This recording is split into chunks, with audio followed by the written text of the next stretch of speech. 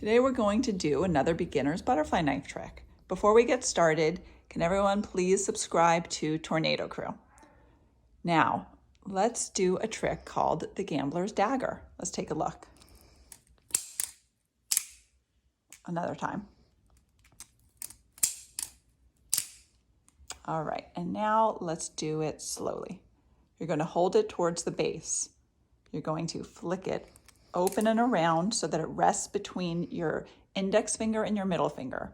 Now you're going to flick it closed, back open, and then flick it down, up and around and closed. Let's do it again slowly.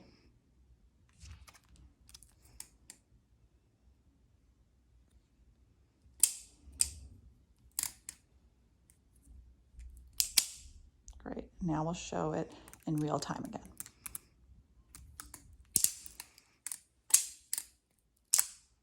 One more time.